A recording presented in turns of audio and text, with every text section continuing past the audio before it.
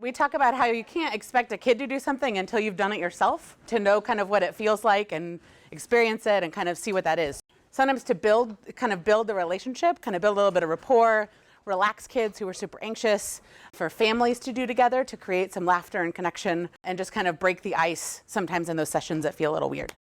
One of the founders of the big names in play therapy world, Gary Landreth, says that birds fly, fish swim, and children play. The Association for Play Therapy, which is a regulating body that puts out the registrations, does the whole thing, kind of does all the research, put this out. Well, hey, Andrew, how was school today? Well, it was a very frustrating day. Tommy was teasing me about my haircut, and that was embarrassing. As a way of coping with my embarrassment, I became angry. I'm ashamed to admit it, dear mother, but I could not resist striking Tommy with my fist. While this act of emotional release did offer a moment's respite from my embarrassment, the victory was short-lived. The next thing I knew, Tommy had immobilized me with a headlock and gave me what is referred to colloquially as a swirly. This isn't how kids communicate, but they do communicate in other ways. Play is a child's first language. When a child plays, they express thoughts and feelings that would otherwise remain hidden. That's why play therapy can be a powerful tool for addressing a child's cognitive, behavioral, and emotional challenges. Kids are always communicating, and they don't necessarily use words. That's not their natural language. Their natural language is their behavior and their play.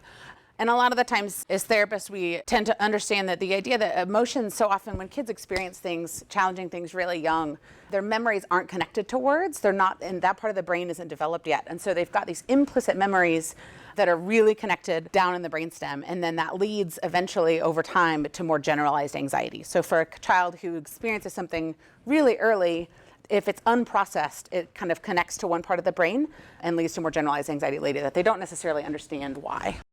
Play therapy is a way of being with the child that honors the unique developmental level and looks for ways of helping in the language of the child, play. Licensed mental health professionals therapeutically use play to help their clients to better express themselves and resolve their problems.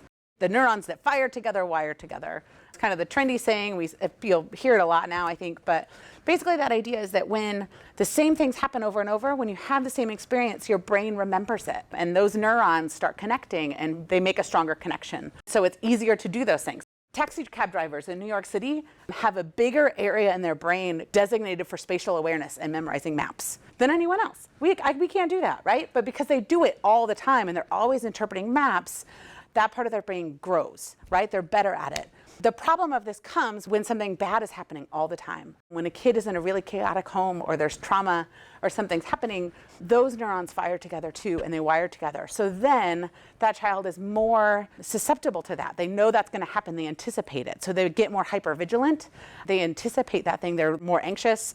They don't want to be around people. They're going to react bigger, right? So if something small happens, then they're going to have a bigger reaction because they assume it's worse than it is. So a lot of what we're doing is giving kids good experiences over and over again. So we're giving them a healthy relationship, someone who loves them and is safe and going to keep them safe. We're helping them process some of those emotions and master them. The more that they experience it and it doesn't hurt them, right, that their brain starts remembering that, and we're creating new neural pathways. The brain cannot tell the difference between a play experience and a real life experience. Imagine you're playing Jenga and try to put yourself there. So it's sitting on the table, right? And people are taking out a brick and moving it to the top, taking out a brick, moving it to the top. Your brain doesn't know the difference. And so when a kid comes in who's struggling with anxiety, comes in and we play Jenga, and then we're moving the bricks and I'm sitting with them, and whether it's me going, oh, I feel it, right? And we're stretching or we're rocking or we're talking about it, oh man, I feel that, oh, I've got to keep breathing, right? They start to do it, right? Or they recognize what's going on in their body and they master it. It's much less threatening, right? It's something that they can manage. But the brain interprets it the exact same way. And so they're starting to create those synapses of surviving anxiety, of developing the coping skills, of practicing them in a way that's real. There's always nurturing toys. There's things like a play kitchen, there's things like baby dolls. Sometimes there's cleaning supplies or a doctor kit, different ways for a child to care for someone else, and to also sometimes play through not being cared for. There's always toys for kind of a nurturing element. There's creative expression, so there's always art supplies, there's paint, there's Play-Doh, there's musical instruments, some way for them to express themselves creatively. There's always aggressive toys. It's a big point of contention for a lot of people. I have foam swords and get hit with swords a lot. There's always handcuffs. I usually have play guns. My toy guns look nothing like real guns. But a lot of that is because a lot of the kids I've worked with had no guns. They've been around them. When kids know it, there's something of saying, when they're in the room, you're saying, I'm willing to go there with you, right? That's not too much for me. And so as soon as you set a limit in that way and say, that's too much, we can't do that here, that's not okay, that's a part of the kid, right? That's a part of their experience sometimes. And so there's always kind of aggressive toys in there to let the child let that out. Again, some of that's the anger, right? Like when they've seen aggression, when they're feeling aggressive, then it lets them let that out. There's always costumes, so things that they can try on, pretend to be someone else, imagine what their life would be like if they're someone else, to be different people, to dress me up as different people. Most playrooms always have animal families. When it's a family of horses or a family of bears, again, it removes the child a little bit, but they can still play through some of those things. And there's usually a bot bag.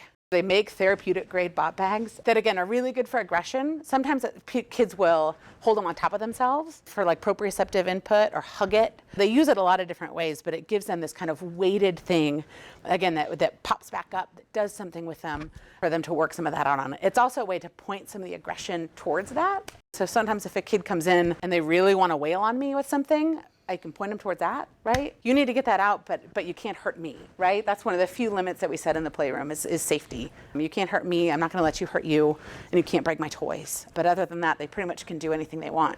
So that's a really great way to help kids, right? You cannot hit me with that, but you can hit the bot bag. You can do it that way and let them get that out in a way that doesn't hurt somebody. There's a picture of like a tent. So sometimes what's nice in a playroom that's big enough is to have kind of a tent, somewhere for kids to hide, or a tunnel, somewhere to feel safe, some blankets, something cozy. Sometimes they'll go in there and read books just to feel safe. There are therapists who interpret some play as rebirthing. They're feeling safe and secure and then coming out of that. Or sometimes it's just a place to be secret. Sometimes it's a place to hide from the therapist. If they don't want to be there and they want to feel safe, then it's a barrier between us. Or kids will go in there and then say something that they needed to say. So often that's really helpful. It can be a jail.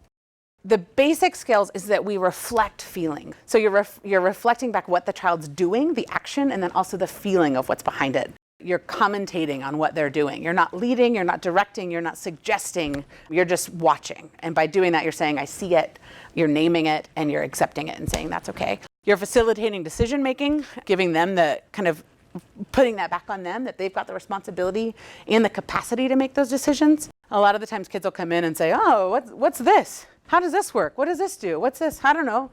And often, as a parent, you would answer the question, right? Oh, that's what that is. But in the playroom, we say, oh, it can be anything you want it to be. In here, it can be whatever. It can do whatever you want it to do. Or I don't know how that works.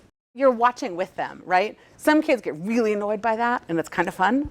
But it's this idea that, again, they're used to people answering their questions for them. And pretty quickly, when they realize you're not going to, they run with it, right? And so I'm not going to correct them if they call a zebra a horse. That drives parents crazy. It's really hard when part of your job is teaching, but my job isn't to teach. So it can be whatever you want it to be, but it gives them that responsibility, which then again, it starts building their self-esteem and kind of their capacity for believing in themselves. So facilitating self-esteem. So you're praising effort, not product. Pretty trendy parenting concept anyway, but the idea that you're not saying, wow, that's a beautiful picture. Oh, wow, neat.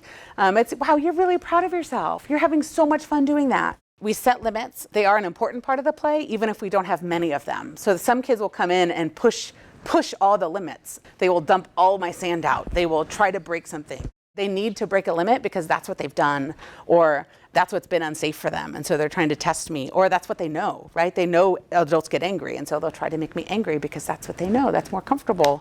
Enlarging the meaning. So we're reflecting emotions that aren't always directly expressed, kind of putting context, giving kids, again, a more emotional language. And then we're structuring the session. We're giving them time limits. We count down at the end of the session. You've got 5 minutes, 2 minutes, 1 minute, setting the expectations of what that time looks like and what happens when they leave, and then giving them a familiar setting. I've got kids who notice any time a toy is moved or there's a new toy, it's the first thing that they'll find every time I come in the playroom. So they really like the structure and the familiarity. So here's my examples, which I kind of gave some of them. So a child shows you their drawing. You say, wow, I love your drawing. Or the therapist would say, wow, you're so proud of yourself. You're having so much fun. A child grabs an alligator, makes it fly around the room. Parent might say, wait, that alligator's flying? Alligators can't fly. The therapist would say, wow, that animal is flying so fast. The child says, what is it? Parent might say, oh, that's a stethoscope. You play this way, let me show you. In play therapy, we would say, in here, it can be whatever you want it to be. They get angry and break a toy. Parent takes away screen time. Or you might say, oh, you're feeling mad, but toys are not for breaking. If you want to break something, you can rip the egg cartons. Child buries himself in the pillows or makes a baby cooing noise. Parent might say, you're not a baby, get out of there. The therapist might say, oh, you feel happy and safe when you're all covered up under there. That you're hearing what they're saying and what they're doing, and you're expressing that so that they start to go, oh yeah, I do feel happy and safe. The idea is that you're assuming the role and also assuming that the kid will tell you if you're doing it wrong. When you're invited into that imaginative play, you play, but often if I don't know what's gonna happen, I'll say, what should I do, right? What should happen next? What should I say? Because you're still not leading, but you're participating. There's a lot of parents who don't know how to play with their kids or don't like to. And that's okay. I think even just the assumption that parents like to play with their kids or know how isn't real. You know, like it's even if you have kids, right? Like, but it's a different thing. And so sometimes and especially I think if your kid is really challenging, if they've gotten really aggressive, if they're really anxious, if they're throwing temper tantrums all the time, a lot of the time parents will get to the point where their kid's in front of a screen and they need a break, right? They just can't do it. And so it's not like every parent loves playing with their kid. A lot of the times kids will replay the same thing over and over again. And when it gets to be too far, then it feels like they're stuck, then that's a different thing. But a lot of the time it's them working through it. And then eventually the story kind of slowly changes. But I can't be the one to change the story. That's not my job. That has to come from them. The benefits of play, especially in play therapy, encourages open and voluntary communication, builds trust, fosters learning and acceptable behaviors, regulates emotions, reduces stress, promotes creative problem solving, and elevates a spirit and self-esteem.